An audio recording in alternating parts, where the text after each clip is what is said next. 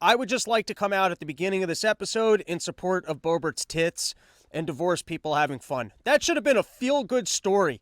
Isn't that a feel-good story? You got this old lady out with her boyfriend being like 12-year-olds in a movie theater? That should be an inspiration. All right, now back to Lauren Bobert's tits. Firstly, is who rubs tits like that? I know I'm more of like an ass guy. I guess I'll grab a butt, but like does that turn people on? Is that why I'm not getting laid much in life? Is because I don't know this over-the-top weird titty technique?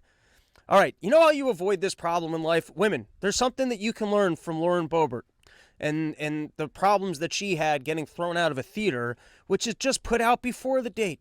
If you put out before the date, then you won't be doing all this stuff while you're on the date.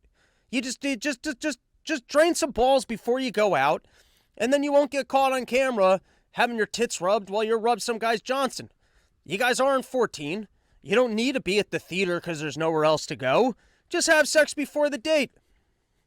But I would like to know, are other men out there going over the tie? That seems like a weird way to be. Maybe I've been playing with tits wrong my whole life.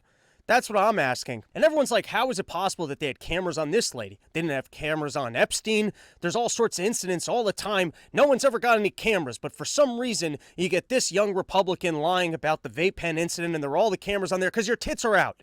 If you go somewhere with your tits out, guess what? Security's going to be watching you. I bet there's no other cameras in the entire indoors except for one security guard who was like, oh, I think that guy's about to get an old school hand job. And then the whole team was watching it. And then you ruined the moment for them. They were enjoying the show. And then they're like, fuck, the lady's vaping indoors again. Fuck, now we have to throw her out. It does suck, though, because for part of it, she was just being a dork. She's sitting there just dancing in the worst way in her seat, which doesn't even make sense for a Broadway play. But that sucks, just being caught being a loser on tape. That's the most embarrassing part of the whole thing.